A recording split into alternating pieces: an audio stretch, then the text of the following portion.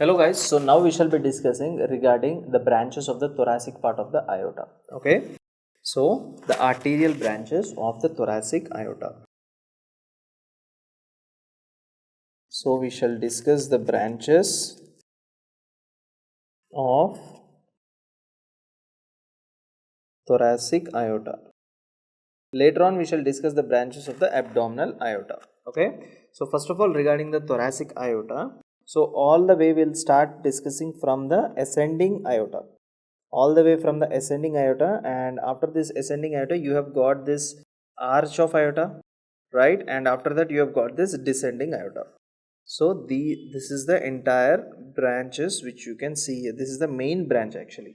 Okay, now this descending aorta comes all the way down here, and this descending aorta ends here, right? But before it ends, here we have got a very important thing, that you know that here we have got the diaphragm, a dome shaped thing called as diaphragm.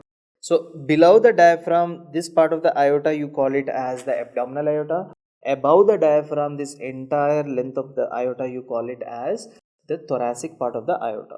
Now in this thoracic part of the aorta, few things all of you know, that here, here and here we have got few important structures.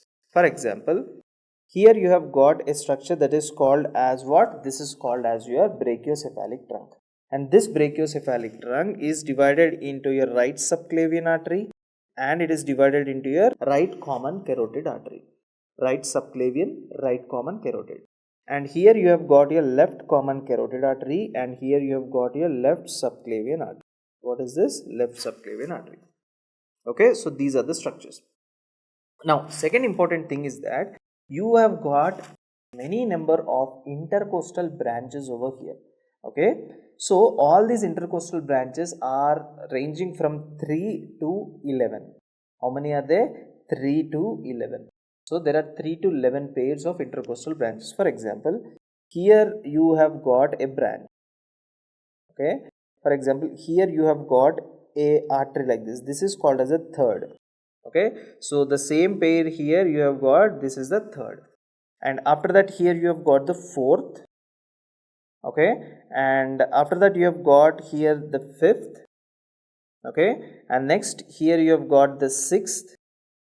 Here you have got the sixth. Here you have got the seventh, and next you have got the eighth. Next you have got the ninth, 10th and 11th. So this is your 10th and this is your 11th.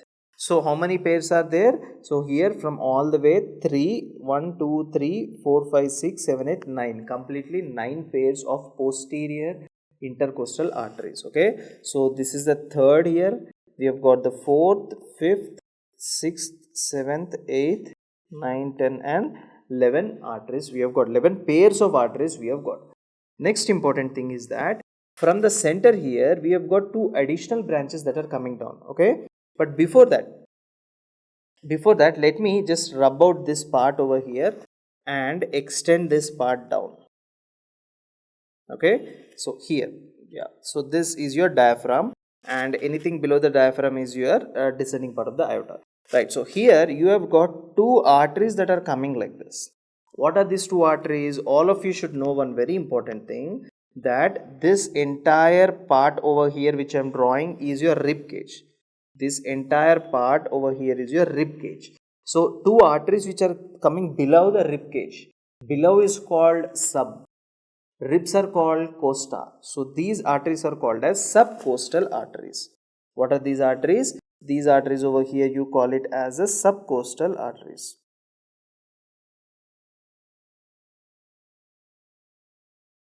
Subcostal arteries.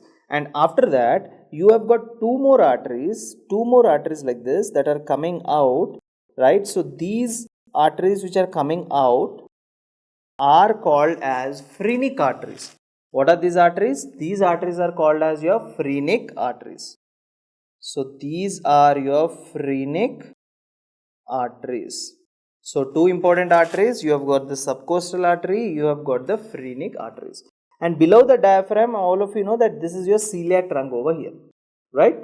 So these are the branches of thoracic aorta. And what are the branches you can see? So all the way from 3 to 11 pairs, 3 to 11 pairs in the sense completely 9 pairs, right? You have got what? You have got posterior intercostal artery. So all these are the posterior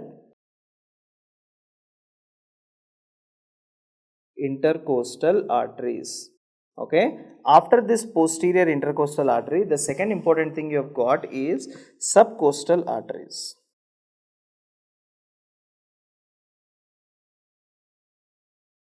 You have got is the subcostal arteries. After the subcostal arteries, you have got is the phrenic arteries.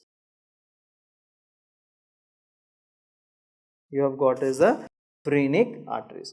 Now after these phrenic arteries, you have got some very special arteries, guys.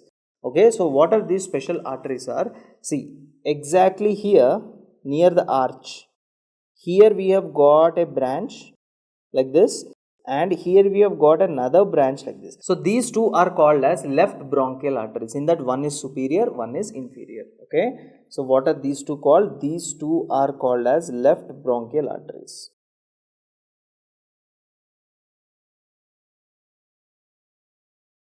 These two are called as left bronchial arteries. After these left bronchial arteries, the next important thing is that here you have got another group of arteries like this. Here you have got another group of arteries. So what are these group of arteries? So this branch over here is called as the mediastinal branch. Mediastinal branch.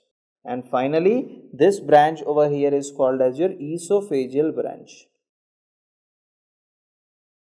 Esophageal branch. So these are your esophageal branches, and these are your mediastinal branches, right? So overall, what are the branches you have got here apart from these phrenic arteries and all? You have got left bronchial, mediastinal and esophageal, right? So you have got your left bronchial arteries, you have got mediastinal arteries, you have got esophageal arteries.